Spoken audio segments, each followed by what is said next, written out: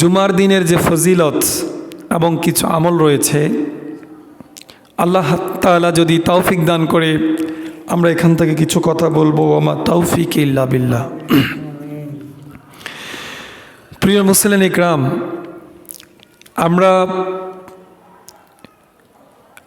বাংলাদেশ তথা সাবকন্টিনেন্ট যারা আমরা আরব থেকে দূরে ৪,৫০০ কিলোমিটার দূরে, মন চায় মদিনা মনোয়ারা, মক্কাতুল মুকাররমা, আল্লাহ রসুলের রোজার সামনে গিয়ে রসুলকে সালাম দিতে।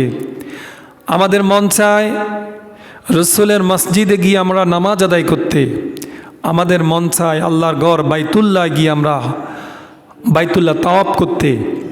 কিন্তু আল্লাহ রাব্বুল আলামিন সকলকে সমানভাবে অর্থের অধিকারী করেন না। আল্লাহ রাব্বুল আলামিন কিছু আশেক রয়েছে তার, যে আশেকগুলোকে গরিব বানিয়ে আল্লাহ দিকে এমনভাবে ঝুঁকায় রাখেন যে মন দিয়ে সে আল্লাহকে এত বেশি ভালোবাসে, কিন্তু আল্লাহর ঘরে এসে আল্লাহর ঘর তাওয়াফ করার মতো ক্ষমতা তার থাকে না। কথা বলেন ঠিক কিনা? আমরা অনেকে আছি যে আমাদের মন চায়, আল্লাহ যদি আপনি আমাদেরকে সুযোগ দিতেন আপনার বাইতুল্লাহ প্রদক্ষিণ করতাম, আল্লাহ যদি আপনি সুযোগ দিতেন আপনার হাবিবের রওজার সামনে গিয়ে রসুলকে সালাম দিতাম, আর আমার রসুল স্বয়ং আমার সালাম শ্রবণ করে আমার সালামের জবাব দিত। সুবহানাল্লাহ। কিন্তু আমাদের এই সুযোগ তো অনেকেরই নাই। আমাদের অনেকের রসুলের রওজায় গিয়ে রসুলকে সালাম দেব, রসুলের রওজায় গিয়ে সরাসরি রসুলকে সালাতু সালাম পরে রসুলকে সালাম দিব, এই তৌফিক আমাদের অনেকেরই নাই। আল্লাহর ঘর প্রদক্ষিণ করার মতো, আল্লাহর ঘর তাওয়াফ করার মতো যে সৌভাগ্যের অধিকারী মানুষ হয়ে থাকে, হয়তো আমাদের ভালোবাসা আছে, ইচ্ছা আছে, অর্থের কারণে অনেকে পারি না। যে আমরা যারা গরিব রয়েছি, আমরা যারা অর্থের অভাব, যারা আমরা চাইলে মক্কা মদিনা যেতে পারি না, এই মানুষগুলোকে সান্ত্বনা দেওয়ার জন্য রাসূলুল্লাহ সাল্লাল্লাহু আলাইহি সাল্লাম জুমার দিনকে আল্লাহ রাব্বুল আলামিনের পক্ষ থেকে জুমার দিনকে বলা হচ্ছে সাইয়্যিদুল ইয়াউম, দিনগুলোর সরদার। এই জুমার দিন হচ্ছে অন্যান্য দিনের চাইতে সাধারণ কোনো দিন নয়, এই দিনটাকে বলা হয় দিনের সরদার। আর এই জুমার দিনে আল্লাহ রাব্বুল আলামিন আমাদেরকে স্পেশাল কিছু আমল শিখিয়ে দিলেন, রসুল শিখিয়ে দিলেন। আর এই জুমার দিন আমরা যারা গরিব রয়েছে, যারা হজ করার জন্য মক্কা মদিনা যেতে পারি না, আমাদের জন্য এই দিনটাকে হজের দিন হিসাবে ঘোষণা করা হয়েছে। আমরা গরিব, অর্থ নাই, সামর্থ্য নাই, কিন্তু আমাদের মনের ভিতরে আল্লাহর প্রতি, রসুলের প্রতি ভালোবাসা আছে।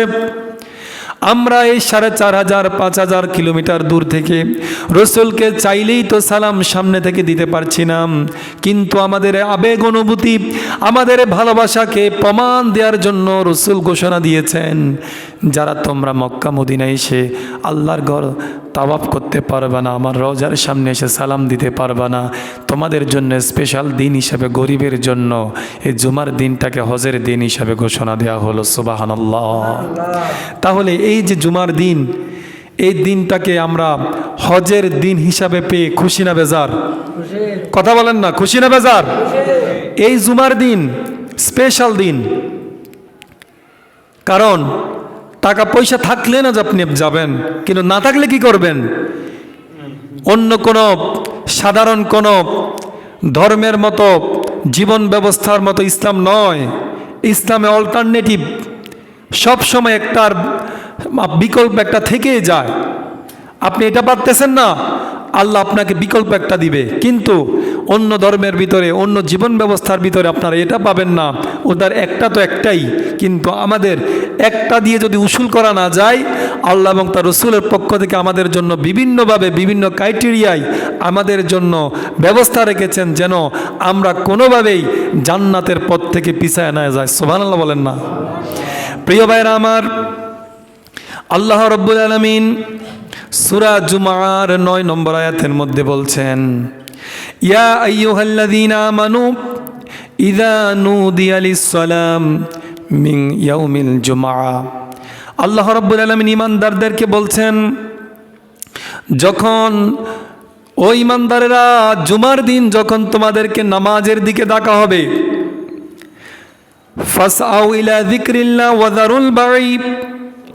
তোমরা দুনিয়ার প্রতি আসক্ত না হয়ে, দুনিয়ার প্রতি ছুটাছুটি না করে, দুনিয়ার জন্য লালায়িত না হয়ে আল্লাহর শরণে তোমরা দাবিত হয়ে যাও, আল্লাহর শরণে দাবিত হয়ে যাও। এবং তোমরা জুমার দিন অন্য দিনের মতো এত ব্যস্ত থেকো না। জুমার দিনে তোমরা যে ব্যবসা বাণিজ্য করো, যে কাজকর্ম করো, ওয়াদারুল বাই, তোমরা জুমার দিনে তোমাদের কেনা বেচাকে বন্ধ রাখো। সুবহানাল্লাহ বলেন না? কেন এই কথা বললেন?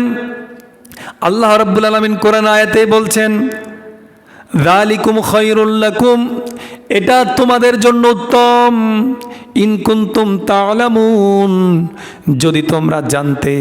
আমি যে তোমাদেরকে বললাম যখন জুমার দিন চলে আসে তোমরা আল্লাহর শরণে দাবিত হও, বেচাকেনা বন্ধ করো। যদি তোমরা জানতে এটা তোমাদের জন্য কত উত্তম, এটা তোমাদের জন্য কত ফজিলতপূর্ণ। সাহাবাই কেরাম যখন বৃহস্পতিবার রাত চলে আসতো, বৃহস্পতিবার দিন রাত থেকে শুরু হয়ে যেত, আগামীকাল জুমার দিন, জুমার দিনের প্রস্তুতি তারা গতকাল থেকে শুরু করে দিত। একদিন আগ থেকেই তারা জুমার প্রস্তুতি গ্রহণ করত, কারণ তারা জানতো আল্লাহ রাব্বুল আলামিনের কাছে এই জুমার দিনের গুরুত্ব অনেক বেশি। এই জুমার দিনে আল্লাহ রাব্বুল আলামিন বান্দাকে তার গুনাহ ক্ষমা করে দেন। স্পেশাল কিছু সময় রয়েছে, এই সময়গুলোকে দোয়া কবুল করেন। আল্লাহ রাব্বুল আলামিন জুমার দিনের গুরুত্ব দেওয়ার কারণে সাহাবাই কেরাম একদিন আগ থেকে জুমার প্রস্তুতি গ্রহণ করতেন। সুবহানাল্লাহ বলেন। অথচ দুঃখের বিষয়, আমরা আজকে রসুলের যুগের 1450 বছর পরে এসেও এই জুমা আমরা ঠিকই পড়ি, কিন্তু আমরা কখন মসজিদে আসি? যখন হুজুর খুতবা দিবেন অথবা 2 রাকাত নামাজের জন্য দাঁড়াবেন, তখন আইসা পিছন থেকে আমরা দাঁড়াই। অথচ কথা এটা ছিল না, কথা ছিল জুমার দিনে আপনি সবার আগে মসজিদে আসবেন। জুমার দিনে আপনার অন্য কোনো কাজ থাকতে পারবে না। সপ্তাহে 7 দিন সময়ের ভিতরে 6 দিন আপনি নিজের কাজে ব্যবহার করলেও জুমার দিনটাকে স্পেশাল দিন হিসাবে রেখে আপনি আল্লাহর শরণে, রসুলের শরণে, আপনি ইবাদতের জন্য স্পেশাল দিন হিসাবে আপনি রেখে দেওয়া ছিল আপনার উচিত। অথচ বেমালুম আমরা ভুলে যাচ্ছি, নিজের মন মতো করে জুমার গুরুত্ব দিতে পারছি না।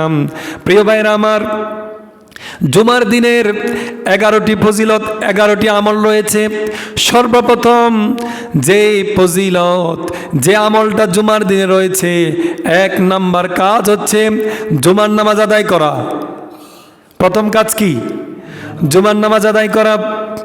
রাসূলুল্লাহ সাল্লাল্লাহু আলাইহি সাল্লাম বলছেন, মান তারাকা সালাসাতুল জুমাইন, কেউ যদি একটানা 3 জুমা ছেড়ে দেয়। কয় জুমা? যদি একটানা কেউ 3 জুমা ছেড়ে দেয়, তাহওয়ানু, তখন তাকে অলসতাই হোক ইচ্ছাই হোক, কেউ যদি একটানা 3 জুমা ছেড়ে দেয়, বিহা তবা আল্লাহু আলা কলবিহি, আল্লাহ রাব্বুল আলামিন তার অন্তরের ভিতরে মোহর মেরে দেয়। নাউজুবিল্লাহ কন্না। আরেকটা হাদিসে এমন আছে, কেউ যদি একটানা 3 জুমা নামাজ আদায় না করে, তাহলে মুসলমানের কাতার থেকে নাম কেটে দেওয়া হয়। নাউজুবিল্লাহ কন্না। তাহলে জুমার সালাত, জুমার নামাজের গুরুত্ব আল্লাহর কাছে কম না বেশি? কথা বলেন না, কম না বেশি? একটানা আপনি 2 জুমা 3 জুমা নামাজ যখন ছেড়ে দিবেন, রাসূলুল্লাহর ঘোষণা, হয়তো আপনার কলবের ভিতর আল্লাহ মোহর মেরে দিবেন, অথবা রাসূল আরেকটা হাদিসে বলছেন, মোহর যদি মারে, মোহর মারার পাশাপাশি আরেকটা ভয়ঙ্কর কথা বলেছেন, আপনার নাম ঈমানদারের কাতার থেকে কেটে দেওয়া হয়। নাউজুবিল্লাহ বলে সবাই। তাহলে জুমার নামাজ ছেড়ে দেওয়ার সুযোগ আছে নাকি? কথা বলেন, আছে নাকি? কোনোভাবেই জুমার সালাত ছেড়ে দেওয়ার কোনো সুযোগ নাই। প্রিয় ভাইয়েরা আমার, জুমার দিনের দ্বিতীয় যে আমল, জুমার দিনের দ্বিতীয় আমল হচ্ছে ঘুম থেকে তাড়াতাড়ি উঠে জুমার নামাজের দিকে আসা। এখন যে কথাটা বলবো স্পেশাল কথা। রাসূলুল্লাহ সাল্লাল্লাহু আলাইহি সাল্লাম জুমার নামাজে আগে আসলে কি ফজিলত হবে, আগে আসলে অর্থাৎ জুমার নামাজে আসলে কি ফজিলত হবে শোনা দরকার আছে না নাই? তিরমিজি এবং আবু দাউদের হাদিস। রাসূলুল্লাহ সাল্লাল্লাহু আলাইহি সাল্লাম বলেছেন, কয়েকটি কাজ করে যদি কেউ জুমার নামাজে এসে বসে, জুমার নামাজ সমাপ্ত করে, তাহলে তার জন্য কি স্পেশাল আমল রয়েছে, কি ফজিলত রয়েছে দেখেন। রাসূলুল্লাহ সাল্লাল্লাহু আলাইহি সাল্লাম বলছেন, মান গাসসালা ইয়াউমিল জুমআ ওয়া ইগতিসাল সুম্মা বাক্কার ওয়া ইবতিকার, কেউ যদি জুমার দিনে ভালোভাবে গোসল করে, সর্বপ্রথম কি করবে? গোসল। জুমার দিনের প্রথম কাজ থাকবে ভালোভাবে গোসল করবা। গোসল আদায় করার পরে সুম্মা বাক্কার ওয়া ইবতিকার, দেরি না করে তাড়াতাড়ি যারা মসজিদে চলে আসে, তাহলে প্রথম কাজ হচ্ছে জুমার দিনে গোসল করা, দ্বিতীয় কাজ হচ্ছে তাড়াতাড়ি করে মসজিদে চলে আসা। ওলাম ইয়ারকাব, কোনো বাহনে না চড়ে পায়ে হেঁটে তাড়াতাড়ি যারা মসজিদে চলে আসবে। ও দানাই মিনাল ইমাম, এবং মসজিদে তাড়াতাড়ি এসে কোনো গাড়িতে না চড়ে পায়ে হেঁটে যখন মসজিদে আসলো, ইমামের কাছাকাছি বসবে। যেমনিভাবে আপনারা আমার কাছাকাছি বসছেন, রাসূল ঠিক এভাবে বলছে যে ইমামের কাছাকাছি বসবে। ওদানা মিনাল ইমাম, ইমামের কাছাকাছি বসবে।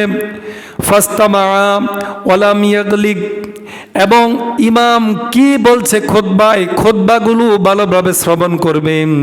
ওলাম ইয়ালিগ, এবং মসজিদে বসলো, ইমামের কাছাকাছি শ্রবণ করলো, কিন্তু বেহুদা কোনো কথা বললো না।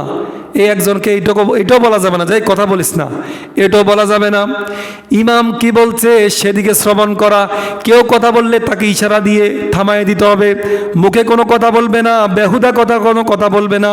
কানা লাহু বিকুল্লি খুতবাতিন আমাল, কেউ যদি মসজিদে বসার পরে ইমামের প্রত্যেকটা কথা পুরা খুতবাটা যখন শুনবে, তার আমলনামায় আমালু সানাতিন, 1 বছরের আমলের সওয়াব দিবেন। ওই সওয়াবটা কি? আজরু সিয়ামিহা ও কিয়ামিহা। রাসূল বলছেন কেউ যদি একটানা 1 বছর রাত্রির বেলা তাহাজ্জুদ অর্থাৎ কিয়ামুল লাইল করে এবং দিনের বেলায় সিয়াম রাখে, যেমন সওয়াব তার আমলনামায় লেখা হবে, ঠিক কোনো ব্যক্তি জুমার দিনে এসে গোসল করে তাড়াতাড়ি মসজিদে আসবে, ইমামের কাছাকাছি বসবে, ইমামের কথা শুনবে, কোনো বেহুদা কথা বলবে না, এই 5টি কাজ যারা করবে তাদের আমলনামায় 1 বছর সিয়াম এবং কিয়ামের সওয়াব তার আমলনামায় লেখা হবে। সুবহানাল্লাহ বলি সবাই। তাহলে মসজিদে আসে বসে থাকলেও এই যে কঠিন এক সওয়াবের কথা রাসূল বলল, এটাকে সাধারণভাবে নিচ্ছেন আপনি? 1 বছর কিয়ামুল লাইল অর্থাৎ সারা রাত আপনি নফল নামাজ পড়লে যে সওয়াব, দিনের বেলা সিয়াম রাখলে অর্থাৎ রোজা রাখলে যে সওয়াব, ওই 2 সওয়াব একসাথ করে 1 বছরের 1 দিন 2 দিন 1 মাসের নয়, বরং 1 বছর সিয়াম রাখলে কিয়াম করলে যে সওয়াব হবে, আপনি শুধু মসজিদে আইসা ইমামের সামনে বসে ইমামের কথাগুলো শুনবেন, কোনো কথা বলবেন না, যা বলছে তা শুনে থাকবেন, শুধু আপনার আমলনামায় সেটা লেখা হবে। সুবহানাল্লাহ বলি। তাহলে মসজিদে এসে কথা বলা যাবে? কথা বলুন, কথা বলা যাবে? কোনো কথা বলা যাবে না। মসজিদে আসবেন, ইমাম কি বলে সেই কথাগুলো শ্রবণ করতে হবে। নিজের ইচ্ছায় কোনো কথা যদি আপনি না বলেন, তাহলে আপনার আমার আমলনামায় এ সওয়াব দিবেন কে? আল্লাহ। তাহলে এই সওয়াবের জন্য মসজিদে এসে আমরা কথা বলবো নাকি চুপ থাকবো? চুপ থাকতে হবে। চুপ থেকে ইমাম কি বলে রেসপন্স করবেন, সুবহানাল্লাহ, আলহামদুলিল্লাহ এগুলো বলবেন। ইমাম কি বলতে চায় প্রশ্নের উত্তর দিবেন, কিন্তু আপনি আগ বাড়ায়া কোনো কথা বললে ওই কথার জন্য আপনার এই মসজিদে আসাও ঠিক, বসাও ঠিক, কিন্তু আপনার আমলনামায় ওই সওয়াবটা লেখা হবে না। এই জন্য আমরা প্রত্যেকেই সচেতন থেকে আমরা এই আমলটুকু যদি করতে পারি, আমাদের আমলনামায় আল্লাহ রাব্বুল আলামিন 1 বছর সিয়াম এবং কিয়ামের সওয়াব দান করবেন। সুবহানাল্লাহ বলে সবাই। তারপরে জুমার দিনের আরেকটি আমল হচ্ছে জুমার দিনে বেশি বেশি দোয়া করা। সুবহানাল্লাহ বলেন না? জুমার দিনে দোয়া কবুল করা হয়। রাসূলুল্লাহ সাল্লাল্লাহু আলাইহি সাল্লাম বলছেন, সাহাবীরা শোনো, জুমার দিনের একটা স্পেশাল সময় রয়েছে, যে সময়টায় তুমি দোয়া করলেই কবুল হয়ে যাবে। এমন কথা কি আমি তোমাদেরকে শোনাবো নাকি? সাহাবায়ে কেরাম বলে, ইয়া রাসূলুল্লাহ, অবশ্যই আপনি আমাদেরকে শোনাবেন। জুমার দিনে স্পেশাল কোন একটা সময় রয়েছে যে সময়টা দোয়া করলে দোয়া কবুল হবে? তখন রাসূলুল্লাহ সাল্লাল্লাহু আলাইহি সাল্লাম বলছেন, জুমার জুমার দিন আসর থেকে মাগরিবের মাঝখানে যে সময়টা রয়েছে, এই সময়টা যদি কোনো আল্লাহর বান্দা আল্লাহর কাছে দোয়া করে যাই দোয়া করবে, তাই আল্লাহ রাব্বুল আলামিন কবুল করে নেবেন। সুবহানাল্লাহ। তাহলে জুমার দিনে স্পেশাল যে সময় রয়েছে, এই স্পেশাল সময় দোয়া করা দরকার আছে না নাই? তারপরে জুমার দিন আরেকটি আমল হচ্ছে বেশি বেশি করে আল্লাহ রসুলের উপর দুরূদ পড়ে। রসুল বলছেন, মান সাল্লা আলাইয়া মাররা, কেউ যদি আমার প্রতি একবার দুরূদ পড়ে, সাল্লাল্লাহু আলাইহি আশারা, আল্লাহর পক্ষ থেকে তাকে 10টি সওয়াব দান করা হয়। সুবহানাল্লাহ। তাহলে জুমার দিন এমনি তো স্পেশাল দিন, আবার বেশি বেশি করে যখন দুরূদ পড়বেন তখন এই দুরূদের বিপরীতে আল্লাহ রাব্বুল আলামিনের পক্ষ থেকে সওয়াব আছে না নাই?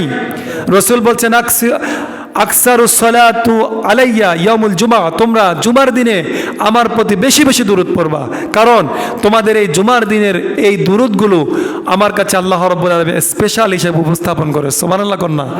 আপনি যে দুরূদ পড়েন, আপনি মনে করেন আপনারে কেউ চিনে না, আপনি তো পৃথিবীতে আপনার কয়জনে চিনে, কিন্তু যদি আপনি দুরূদ পড়েন আর এই দুরূদ যখন রাসূলুল্লাহ সাল্লাল্লাহু আলাইহি সাল্লামের কাছে উপস্থাপন করা হয়, আপনি বসে আছেন এক অজয়পাড়া গ্রামে, মক্কা মদিনা থেকে 1000 মাইল দূরে আপনার বাড়ি, কিন্তু এই মসজিদে বসে যখন রাসূল সাল্লাল্লাহু আলাইহি সাল্লামের উপর আপনি একটি বার দুরূদ পড়লেন, একবার দুরূদ পড়ার কারণে আপনার বাবা এবং দাদার নাম সহকারে আপনার নামটা রাসূলের সামনে উপস্থাপন করা হয়। সুবহানাল্লাহ কন্যা। সুবহানাল্লাহ। একটু জোরে বলুন না। সুবহানাল্লাহ।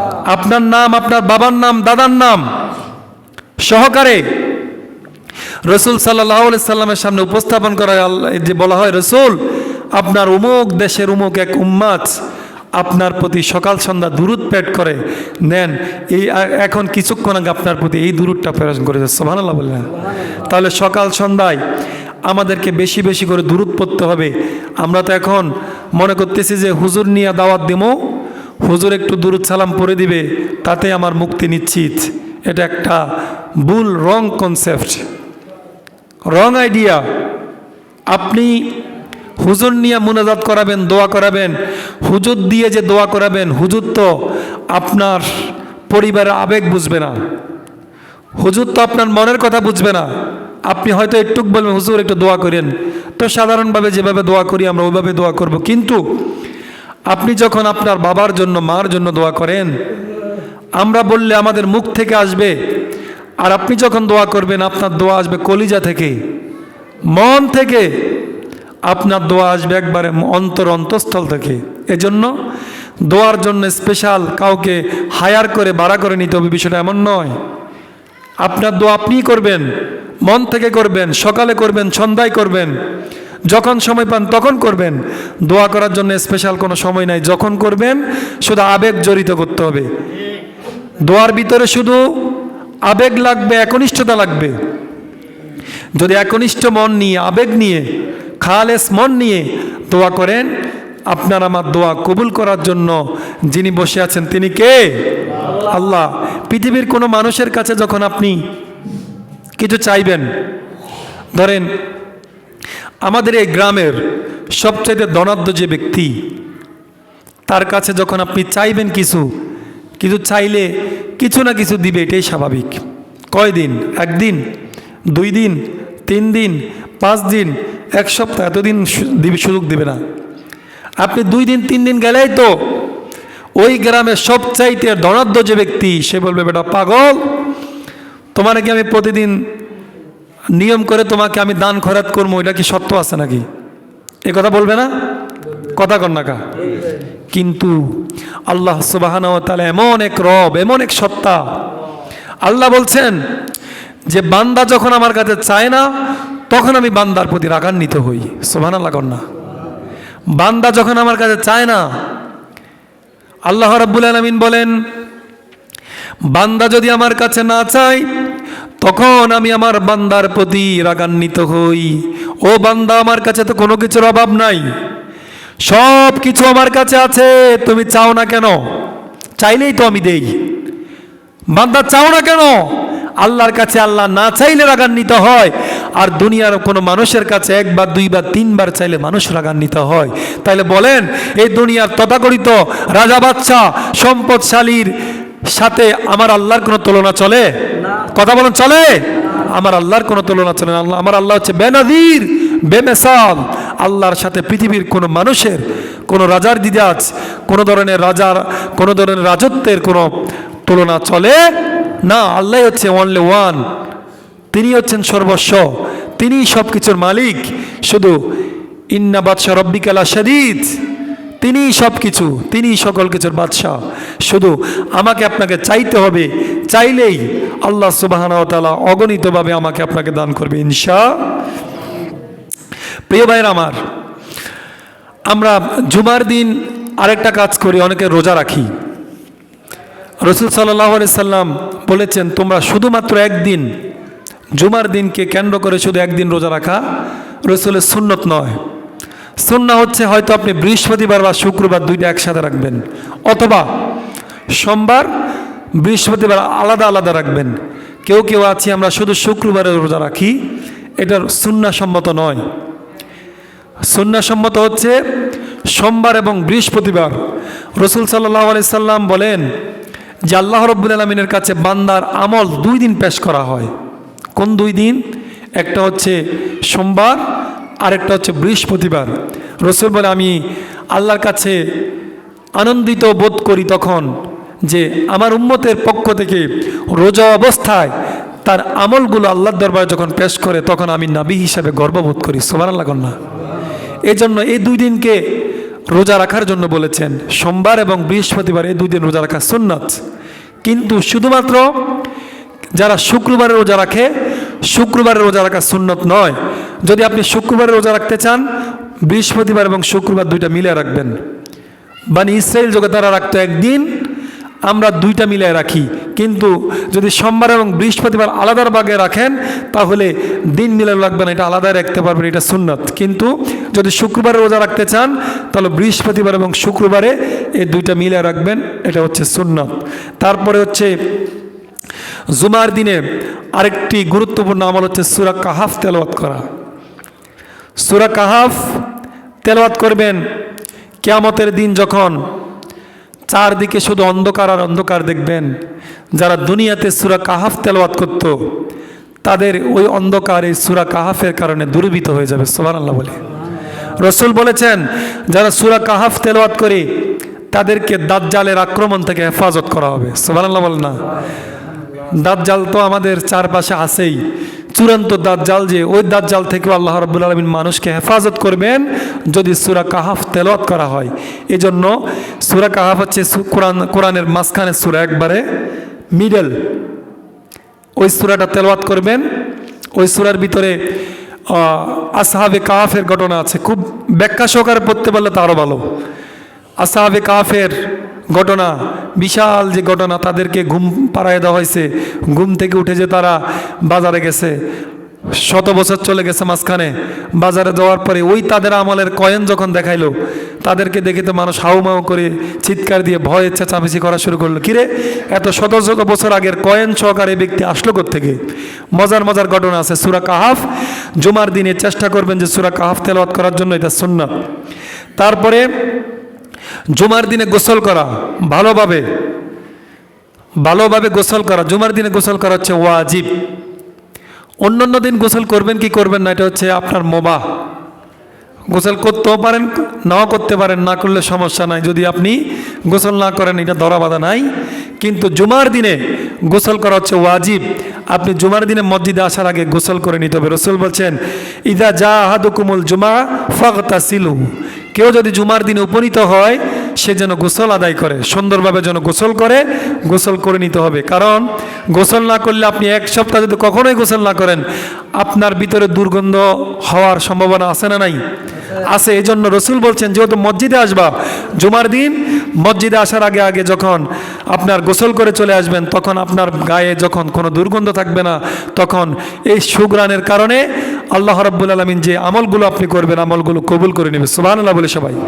প্রিয় ভাইরা আমার, জুমার দিন মসজিদে আসার আগে সুগন্ধি ব্যবহার করা হচ্ছে সুন্নাত। সুবহানাল্লাহ বলেন না? সুগন্ধি এমনিতেই সুন্নাত, রসুল সবসময় সুগন্ধি ব্যবহার করতেন।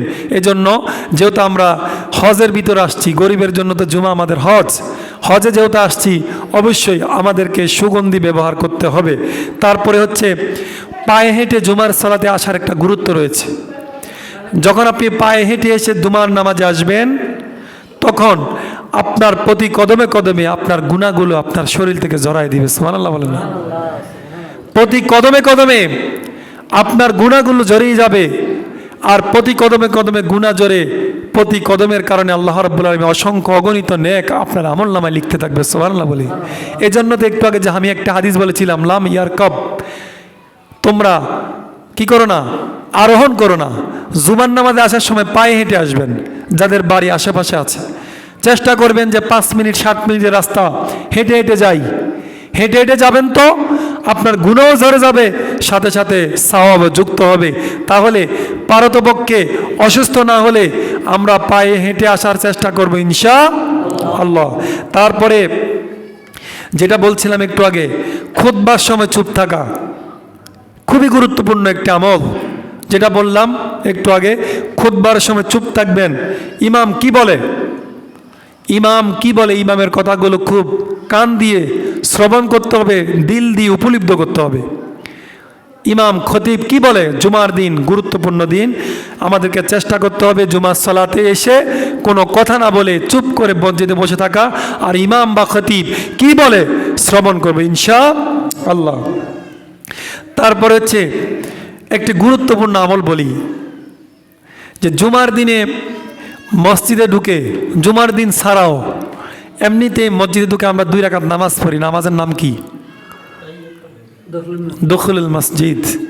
আগে আমাদেরকে আদায় করতে হবে দুখুলুল মসজিদ, তারপরে তাহিয়াতুল ওযু। এখন মসজিদে ঢুকেই আপনাকে 2 রাকাত নামাজ পড়তে হবে, এটা হচ্ছে সুন্নাহ। মাঝে মধ্যে যখন আপনার মসজিদে যখন সাহাবীরা ঢুকে বসে যেত, হঠাৎ করে রাসূল খুতবা চলা অবস্থায় প্রশ্ন করত এভাবে, তুমি কি দুখুলুল মসজিদে তার 2 রাকাত নামাজ পড়েছো? যখন বলতো না, তখন বলতো 2 রাকাত নামাজ আগে আদায় করে নাও। সুবহানাল্লাহ কর না? মসজিদে ঢুকে আপনার সর্বপ্রথম কাজই হচ্ছে ওয়াজ চলুক, খুতবা চলুক, শোনার টাইম নেই, কাজ হচ্ছে আগে 2 রাকাত নামাজ পড়া। কিন্তু বাংলাদেশের ট্রেডিশন হয়েছে আইসে আগে লম্বায় বসে থাকে, তারপরে হুজুর বলবে, তারপরে গিয়ে আপনার যে এখন কি কাবলাল জুমা পড়ার সময় দিয়েছে পড়েন, এটা কিন্তু সুন্নত নয়। যদি আমরা রসম হিসাবে বলি, মূল সুন্নত হচ্ছে আপনি মসজিদে ঢুকছেন, তাহিয়াতুল ওযু, আপনাকে দুখুলের মধ্যে আদায় করেন, আপনার নামাজ আপনি পড়েন, 2 রাকাত 4 রাকাত পরে দ্রুত আয়সা খুতবা শোনা শুরু করেন। কিন্তু আমরা করি পুরা বিপরীত, আয়সা বসি, তারপরে হুজুরের সময় দিই। এই এক ট্রেডিশনাল সিস্টেম, ভারত উপমহাদেশ সিস্টেম। এটা কিন্তু ইসলামী সিস্টেম নয়। ইসলামী সিস্টেম হচ্ছে আপনি মসজিদে ঢুকবেন, ঢুকে দুখুলুল মসজিদ তাহিয়াতুল ওযু 2 রাকাত পড়েন, 4 রাকাত পড়েন, পরে তারপরে খুতবা শুনতে বসবেন। কিন্তু আমরা পড়ি এটা পুরো বিপরীত, আয়সা আগে বসি, তারপরে হুজুরের সময় দেয়, তারপরে দুখুলুল মসজিদ পড়ি, একবারে বিপরীত। চেষ্টা করতে হবে, একদিনে 2 দিন তো আর সম্ভব হয় না। আমাদেরকে আস্তে আস্তে প্রচলিত বিধান থেকে সরে এসে সুন্নাহ সম্মত সিস্টেমে আমাদেরকে ইবাদত করতে হবে। কথা বলেন ঠিক কিনা? প্রচলিত সিস্টেম 100 বছর রসম হোক, যদি এটা কোরআন সুন্নায় না থাকে, ধরেন একটা সিস্টেম চালু হইলো এই মসজিদে যে এই হুজুরে খুতবা দেয়া ছাড়া সরাসরি জুমার নামাজ পড়ায় ফেলবে, ধরেন এটা 100 বছর ধরে আজকে চলতেছে। এখন হাদিসে কি এমনটা আছে? কথা বলেন না একটু। হাদিসে যদি এমনটা না থাকে, যদিও এটা আজকে 100 বছর ধরে চলতেছে, এটা কি সঠিক না ভুল? এটা সঠিক না ভুল? সঠিক হচ্ছে হুজুর আসবে, খতিব বসবে, খুতবা দিবে, তারপরে নামাজ পড়বে। এটা হচ্ছে সুন্নত, এটা হচ্ছে হাদিস, এটা হচ্ছে সিস্টেম। এখন আজকে 100 বছর ধরেও যদি খুতবা দেয়া ছাড়া নামাজ চলে, এটা তো কখনো শুদ্ধ হইতে পারে না, ভুল। যদি আপনারা করে আসছেন 100 বছর, কিন্তু বিষয়টা কিন্তু ভুল। এখন আজকে ধরেন আমরা যদি আজকে সহি কোনো কথা বলি, আপনারা বলেন ফুলান মানুষ বেশি বোঝে, কয়ে পোলা কি বোঝে? বড় বড় হুজুররা এই বলতেছে ফোলা এসে বললে কি হবে? আরে ভাই, আমি তো আর বানাই বলতেছি না, হাদিস থেকে বলতেছি। এখন আপনারা বলবেন আগের হুজুররা কি কম বুঝতো? আই ভাই, এই বাংলাদেশে কিতাবের নাম ছিল মকসুদুল মুমিনিন। এই বাংলাদেশে নেয়ামুল কোরআন এটাই ছিল কিতাব। এটার ভিতরে যত বড় হুজুর হোক, হুজুরের কাছে বই ছাড়া পাওয়া যেত না, ইল্লা মাশাল্লাহ। যারা পরবর্তীতে ওই দেওবন্দে চলে গেছিল, যারা পাকিস্তানের করাচিতে চলে গেছিল, যারা মদিনা চলে গেছে, মিশর চলে গেছে, দেশ থেকে দেশান্তরে গিয়ে ইলম অর্জন করেছে, তারপরে না গিয়ে ভাই মকসুদুল মুমিন সরাইয়া এখন বড় বড় কিতাব আসছে। আগে গ্রামের সবচাইতে বড় আলেমের নাম ছিল কারি সাহেব। কিছু করার নাই, কারণ শিক্ষার সিস্টেমে ছিল কারিয়ানা পর্যন্ত, এরপরে শিক্ষার ব্যবস্থাই ছিল না। আমরা আগের আলেমদেরকে কোনোভাবে কটাক্ষ এবং ছোট করে দেখছি না। সিস্টেমে ছিল কো বাউরে হুজুর বড় আলেম, তো আলেম কি কো হুজুর কারি সাহেব।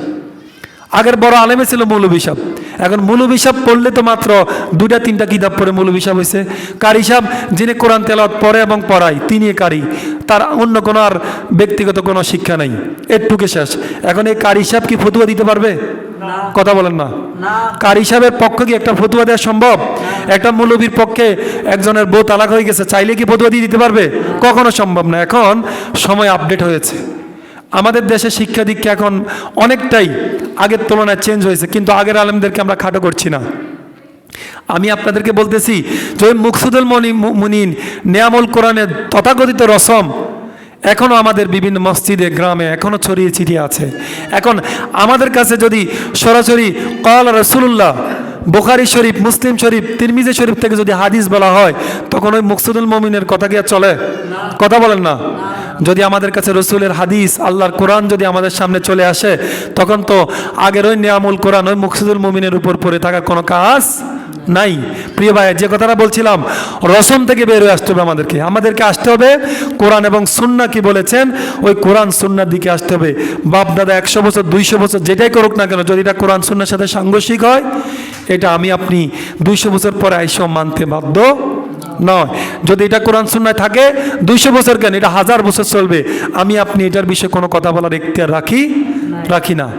এজন্য আমাদেরকে সহি কথাগুলো বোঝার তৌফিক দান করুক, আল্লাহুম্মা আমিন। প্রিয় ভাইয়ের আমার, জুমার দিনের আরেকটা স্পেশাল আমল হচ্ছে মেসওয়াক। রসুল সাল্লাল্লাহু আলাইহি সাল্লাম বলছে নেওমা সিয়াকা জৈতুন, রসুল জাইতুনের ঢাল দিয়ে মেসওয়াক করতেন। এটা হচ্ছে সুন্নাত। প্রত্যেক নবীর সুন্নত হচ্ছে মেসওয়াক করা। প্রত্যেক নবী মেসওয়াক করতেন, এটা ছিল প্রতিটা নবীর সুন্নত। এজন্য জুমার দিন কেন প্রত্যেক দিন মেসওয়াক করবেন, প্রতিটা নামাজের আগে মেসওয়াক করবেন। নামাজের আগে মেসওয়াক করলে স্পেশালভাবে আপনার সওয়াব রয়েছে, স্পেশাল কিছু আমল রয়েছে, এগুলা অন্যদিন আলোচনা করব। মেসওয়াক করে নামাজ পড়লে স্পেশাল সওয়াব রয়েছে, এজন্য আমরা প্রত্যেকেই মেসওয়াক করার চেষ্টা করব ইনশাল্লাহ। তারপর হচ্ছে নামাজে আসার আগে একটু তেল ব্যবহার করবেন। রসুল তেল পছন্দ করতেন, যে রসুল তেল খাইতেনও ব্যবহারও করতেন। তো আমরা চেষ্টা করব, কারো ভালো লাগলে ভালো না লাগলে নাই, তবে এটাকে ছোট করে দেখবেন না যে আমার তেল দিতে ভালো লাগে না, এটা এক জিনিস। কিন্তু আমার রসুল যেহেতু তেল পছন্দ করতেন, আমিও পছন্দ করতে হবে, কিন্তু আমি ব্যবহার করি না, আমার এটা ভালো লাগে না, ব্যবহার করি না, কিন্তু কাউকে বলার দরকার নাই। রসুল পছন্দ করতেন, আমিও করি, হয়তো আমি ওভাবে ব্যবহার করি না এটাও বলতে পারি, কিন্তু রসুল যেহেতু তেল ব্যবহার করতেন, তেল খাওয়া সুন্নত, ব্যবহার করার সুন্নত, আমরা ব্যবহার করব, খাবো ইনশাল্লাহ। আরেকটা হচ্ছে আপনার সুন্দর পোশাক গায়ে দিয়ে জুমার সালাতে আসা। আল্লাহ তাআলা হচ্ছে ইন্নাল্লাহা জামিল ইউহিব্বুল জামাল, আল্লাহ হচ্ছে সুন্দর। আচ্ছা বলুন তো, আল্লাহ হচ্ছে সুন্দর কেউ আছে? আরে কথা বলুন না, কেউ আছে? আল্লাহ সুন্দর, তিনি সুন্দরকে পছন্দ, বলতেছে ইউহিব্বুল জামাল, তিনি সুন্দরকে পছন্দ করেন। আচ্ছা বলুন তো, এখন আজকেই এই জুমার দিন, জুমার সালাতের পরে যদি কয় যে আমি একটা দাওয়াতে যাব, আপনারা এখানে ম্যাক্সিমাম আছেন যে জামা পরে মসজিদে আসছেন, এই জামা পরে কিন্তু আপনি দাওয়াতে যাবেন না।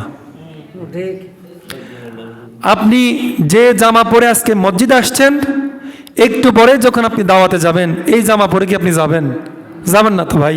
তাহলে আমার জুমার নামাজে আসলে আপনার গায়ে সুন্দর পোশাকটা থাকবে না কেন? জুমার সালাতে আসলে আপনার একটা সুন্দর পাঞ্জাবি কেন থাকবে না? জুমার সালাতে আসবেন, আপনার টুপিটা কেন আনবেন না? জুমার সালাতে আসবেন, আপনার বেশভূষা সুন্দর হবে না কেন ভাই? আমি আপনাদেরকে ছোট করে কটাক্ষ করে অপমান করে বলছি না, প্রত্যেককেই করজোরে অনুরোধ করছি, জুমার দিন আপনার স্পেশালভাবে যখন জুমার নামাজে আসবেন, আমি তো যখন ছোট ছিলাম, আমার আম্মা যখন আমি ছোট, যখন মসজিদে আমাকে পাঠাইতো, আমাকে সুন্দর করে গোসল করে একবার আমার সবচেয়ে ভালো যে জামাটা ছিল ওইটা দিয়ে আমাকে জুমার দিন পাঠাইতো, আমার স্পষ্ট মনে আছে। তাহলে আপনি কেন পড়বেন না? যে আমরা যে আসি, যতটুকু আমার সামর্থ্য আলোকে সুন্দর যেটা মনে করছি আমি এটা গাইতে আসছি, তাহলে আপনার তো ভালো ভালো জামা আছে ঘরে, আপনি শুধুমাত্র কেন একটা গেঞ্জি পরে আসবেন? শুধুমাত্র একটা এই ছোট শার্ট পরে কেন আসবেন? আপনি পাঞ্জাবি পরে, টুপি পরে, সুগন্ধি লাগিয়ে, ভালোভাবে গোসল করে, পরিপাটি হয়ে মসজিদে আসবেন, এটাই সুন্নত। কথা বলেন ঠিক কিনা? এখন অনেকে আমার কথা ভিন্নভাবে নেবেন না, প্রত্যেককে করজন্য অনুরোধ করছি, জুমার দিন মসজিদে আসবেন, সর্বোচ্চ সুন্দর পোশাক পরে আসবেন। আরে ভাই, আমার শ্বশুর বাড়ি থেকে কি আমার আল্লাহর ঘর কি ছোট নাকি? আরে কথা বলেন না, ছোট নাকি? শ্বশুর বাড়ি থেকে আমার আয়রন করা জামা পরে যেতে পারি, আল্লাহর ঘর, আল্লাহর সামনে একটু বড় আল্লাহু আকবার করে দাঁড়াবেন, আলহামদুলিল্লাহি রাব্বিল আলামিন, সমস্ত প্রশংসার মালিক আল্লাহর, জগৎ সমূহের প্রতিপালক আল্লাহর জন্য একটু পরেই তো বলবেন। তো যে আল্লাহর সামনে দাঁড়াবেন, আল্লাহর সামনে আল্লাহর বান্দা হয়ে দাঁড়াবেন, আপনার পোশাকটা সুন্দর হবে না, দেখতে কেমন না? এজন্য প্রত্যেককেই উদাত্ত আহ্বান জানাচ্ছি, জুমার দিন আমরা সুন্দর পোশাক পরে মসজিদে আসবো ইনশাআল্লাহ।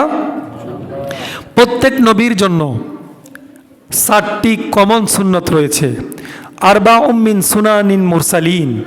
প্রত্যেক নবীর জন্য, শেষ করে দিচ্ছি, প্রতিটা নবীর জন্য 7টি সুন্নত কমন। একবার প্রত্যেক বাবা আদম থেকে মুহাম্মদ রাসূলুল্লাহ সাল্লাল্লাহু আলাইহি সাল্লাম পর্যন্ত অগণিত অসংখ্য নবী এবং রসুল যতজনে ছিলেন, সব প্রত্যেকের কয়টা কমন সুন্নত ছিল? 4টা। তার ভিতর একটি হচ্ছে আল হায়া, লজ্জা। প্রত্যেক নবীর ছিল শালীনতা, লজ্জা, তারা লজ্জা ছিল তাদের ভূষণ। প্রত্যেক নবীর চোখের ভিতরে, অন্তরের ভিতরে, মনের ভিতরে লজ্জায় ভরপুর ছিল, তারা চাইলেই সব কিছু করতে পারতো না। এটা প্রত্যেক নবীর সুন্নত। এখানে আপনারা যারা আছেন, যাদের ভিতরে লজ্জা নাই তারা তো দায়ুস। যাদের ভিতরে লজ্জা নাই, নবীওয়ালা গুণ তাদের ভিতরে নাই। যাদের ভিতরে লজ্জা শরম আছে, তাদের ভিতরে নবীদের কমন একটি গুণ লজ্জা। এই লজ্জা গুণটা যাদের ভিতরে থাকবে, তাদের ভিতরে নবীর একটি গুণ আছে। সুবহানাল্লাহ কন্যা।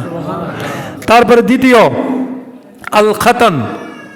প্রত্যেক নবী খতনা করানো ছিল, আর খতনা করা হচ্ছে সুন্নাত। প্রতিটা যুগ যুগ ধরে খতনা ছিল, যেটাকে আমরা মুসলমানই কই আর কি, খতনা। খতনা ছিল প্রতিটা নবী এবং উম্মতের জন্য কমন সুন্নত। তারপরে তৃতীয় হচ্ছে আসওয়াক, মেসওয়াক। মেসওয়াক ছিল প্রতিটা নবীর সুন্নত।